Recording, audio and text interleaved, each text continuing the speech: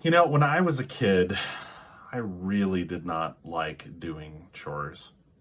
Really hated it. It was a subject of a lot of tension between myself and my father in particular, which is actually a bit of a complicated story for another day, perhaps. However, chores don't necessarily have to go that way for most families when it comes to helping kids do what they need to do around the house.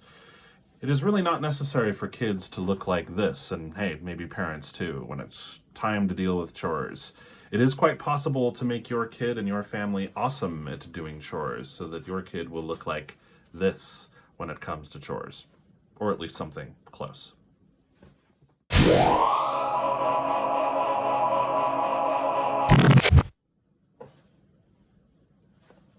Hi, this is Dr. Brett Pearce, child psychologist, and today on my channel we're going to be talking about how to get your kid who may look like this when it's time to do chores to start to look like this. It's possible, I promise. Your kid can be awesome at doing chores. Before we dive into the details, however, I would like to thank you for stopping by and taking a listen to what I have to say on the subject. If you have not already, please do consider subscribing. It really helps out the channel. We're getting close to our first milestone, which is 50 subscribers. Hey, baby steps. That's how great things happen, I guess. Also, please do feel free to like and share the video on your socials if you find it to be of use. So without further ado, let's dive into the subject of dealing with chores.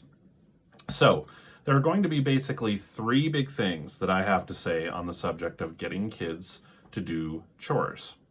The first thing, and quite predictably, if you are acquainted with my ideas in my channel, is the answer certainly isn't to punish. I promise you.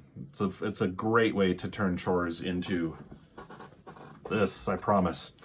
So we'll talk a little bit about that, and I promise to get only halfway up onto my soapbox on the subject, okay? Can't say that I'll stay totally off of it, but halfway. The second thing we're going to talk about is focusing more on the use of rewards, or at least another method in terms of trying to help kids be motivated and to turn it into a positive experience. And the third thing I'm going to talk about is how all people, kids included, are naturally inclined to want to achieve goals, to want to complete tasks, to want to do things. And sometimes it can work well to try to figure out what stuff around the house your kid actually likes to do. In my case, I'm quite a cook and would have loved as a kid to have a lot of kitchen duties.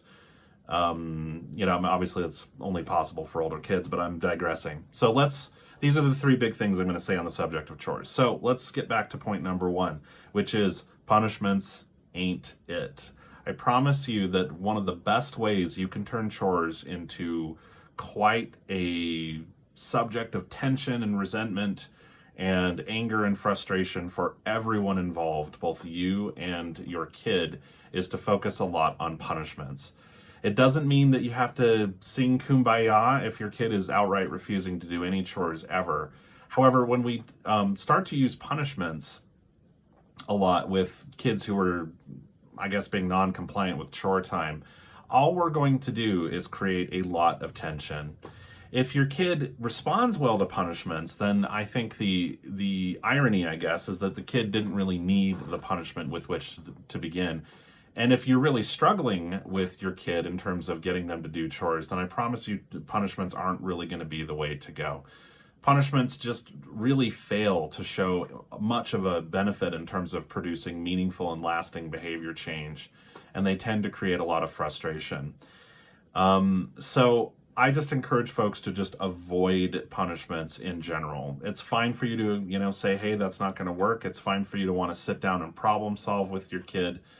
But saying, fine, no TV time for you or things like that probably isn't the best way of handling it, although we'll get into that. So, I've got a lot of other videos. I'll try to include a few links in the description down below on why punishments are just basically never a good idea when it comes to positive behavior management.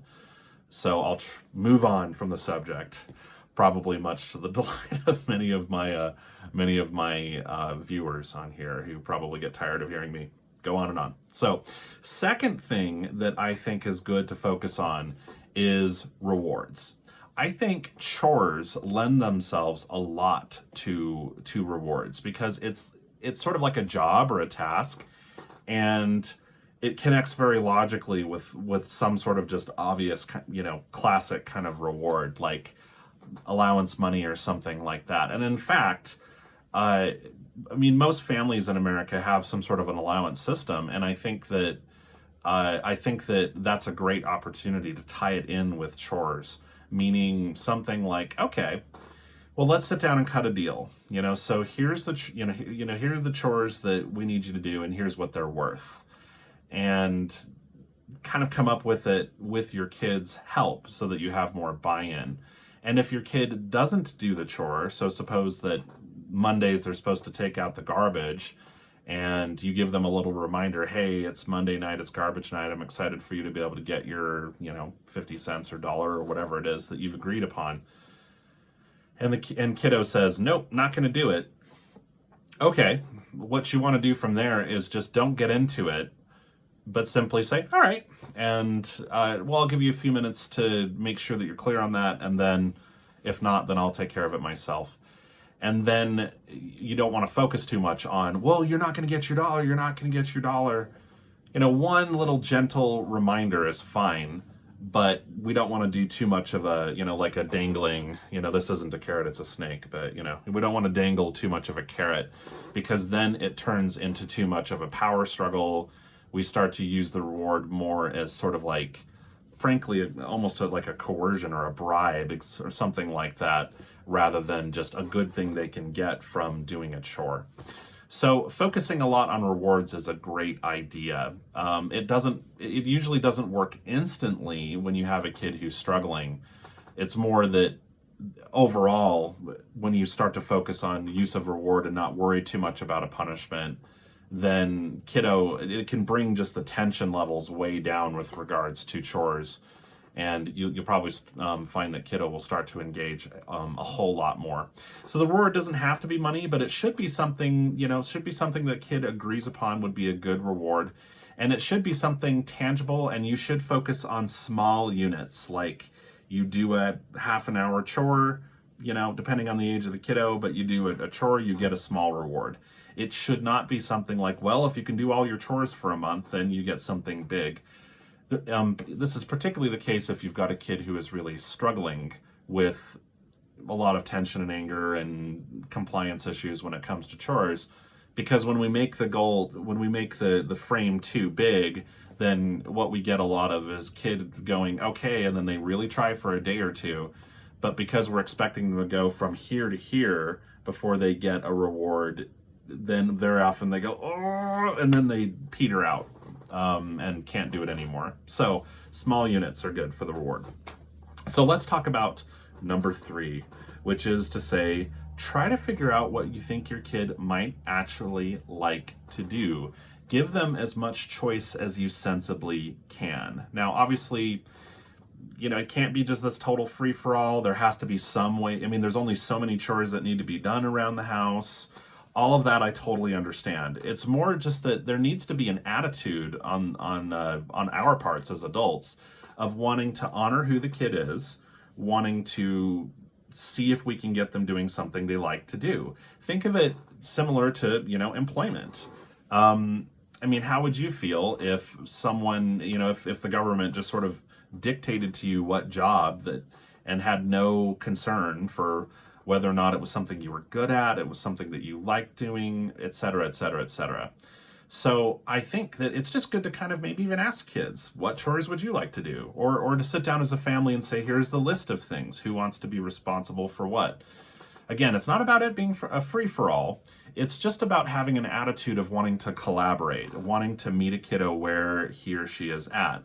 And in my case, I probably would have been a lot more like this with chores if I had been given a lot of kitchen duty. I would have been happy to have been responsible almost every single night for being the sous chef, for cutting vegetables. I would have been happy to as I got older, I cooked a lot, and for myself at least, and I would have been happy to have been responsible for cooking dinner multiple nights a week. Those were things that I really, really, really enjoyed doing that other people didn't necessarily have a lot of interest or motivation to do.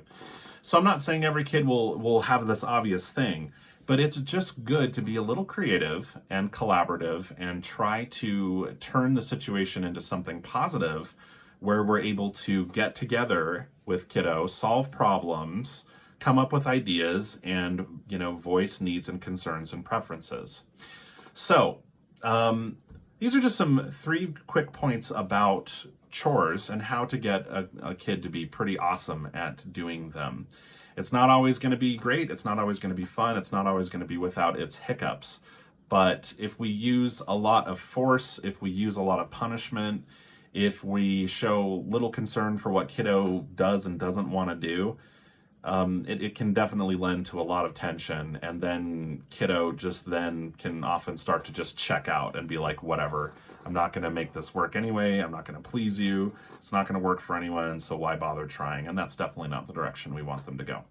So thank you for listening. This is Dr. Brett Pearce, child psychologist, with a talk on chores and getting kids to do them.